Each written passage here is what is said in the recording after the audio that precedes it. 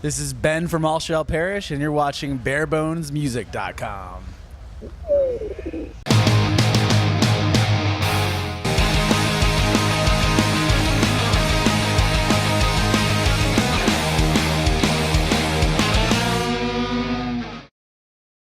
Evil G, BareBonesMusic.com. We're here at the Rockstar Mayhem Festival. I'm here with Ben from All Shall Perish. Ben, how you doing, man? Sit down with us, man. Yeah, anytime. We'll start with the standard question. How's Mayhem going for you? Mayhem is unbelievable. This is the biggest festival, anything that All Shall Perish has ever done in our career. And we're just truly grateful to be here.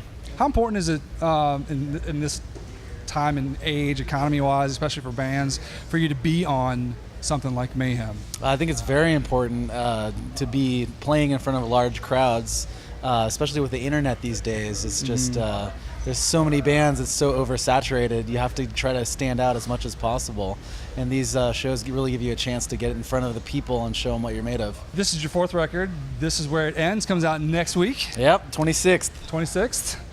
All those air for a while, so yeah. But get it anyway. What are your expectations for this record? This fourth record. Give me one song on the record that, for you personally, that kind of sums up this record as far as tone and sound. That's easy. The last track on the album, In This Life of Pain, it's one of the 4 songs that we recorded with 8-string guitars. Oh, okay. It's a very somber tune. It has a 2-minute piano intro. It just really defines the band and where we're at maturity-wise and in our playing ability and lyrically. I think it's just overall it is a defining moment for our band. Do you think it's a statement album for you guys? I mean, oh yeah, it is. Is that what you're looking for? Yeah, the songs are more well-rounded, better songwriting on this album. The solos are Francesco did an incredible job in the solos. Everything's just really well done on this record, and we're very proud of it. Now, Francesco and Adam, yeah. Fairly new to the band. You guys are touring with them now. I mean, how are you guys gelling now as a unit? Being that you're out now and kind of touring, the records are getting ready to come out. You're going to be, pounding on that for a while. So yeah, I think I've said this a few times, but this is the first time the band has felt like a family. There's always been like a cold disconnect with the old lineups, and now we're a solid unit and we respect each other, and it just helps the writing. Your topics on your records are very socially conscious, and more political versus just anything typical of death metal. Tell me your approach to some of the topics on this record for you. A lot of the topics on this record are real personal to our vocalist. A lot of issues that he's dealt with growing up with his family, relationship-wise, but there's also some political aspects. Probably not as much as the last record because Eddie had more control over the lyrics on this record. What about the cover for it? The cover's pretty wild. Yeah, the cover's pretty wild. Yeah, it's kind of getting beaten down by everything around you for your beliefs. You see the guy, he's got the American flag around his eyes, and he's got the religious figures pointing at him. There's a sign in the back that actually spells "God wins" in the little subliminal message. Hey. There you go. You guys are doing. There's a bonus track on probably the iTunes. I think it's the iTunes LP version. "Surprise You're Dead." Hell yeah. Cover. Yep. Faith No More. What brought that song up to you guys to cover on the record? We knew we wanted to do a cover. We were on tour in Europe, and we're like, fuck, what are we going to do? Pantera? Everyone does Pantera. What are we going to do? We just went through a list of all these bands, and we're Faith No More. We all love Faith No More. So we did a sweet 8-string version of Surprise You're Dead. Now, talk about the 8-strings a little bit. Is this the kind of first time you guys have really worked with the 8-strings? It is. How difficult is that kind of transitioning? Is it a difficult transition to get into that? It is pretty difficult. There's a lot of tone and string noise that you have to learn how to control. You pretty much have to relearn the guitar from scratch. And we only did 4 songs in 8-string because we didn't want to compromise our sound too hard on this record because it is a big change.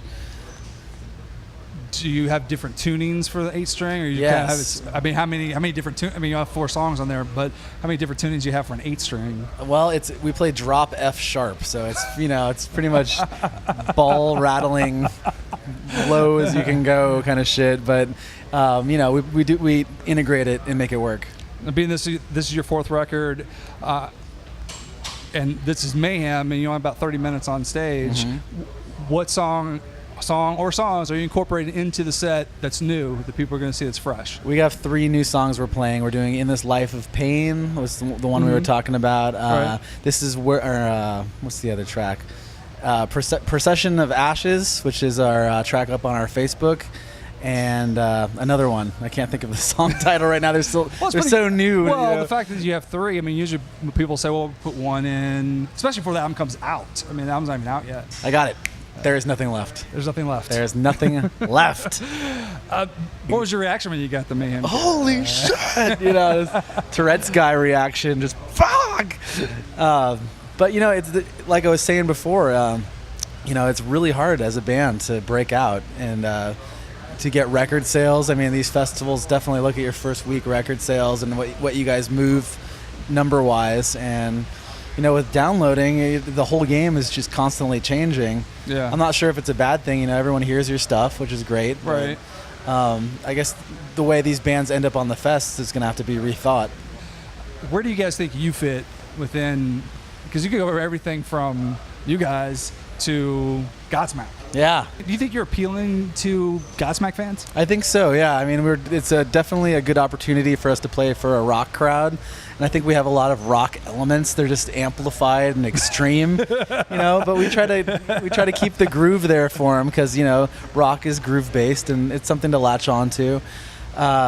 But yeah, I think the fans are jiving with it, and the Red Fang fans, all the stoner rock kids, they're definitely into it. I'd say you got Red Fang and Straight Line Stitch, yeah. Pretty wide gamut there of sound. It's music. Great. Is there one song or a couple songs when you're on stage that really resonates with fans that you can just tell that this is? I mean, they're clicking on it and they're going. Well, the tried and true All Shall Perish song, Wage Slaves, which starts with the cowbell. And everyone freaks out when there's a freaking cowbell.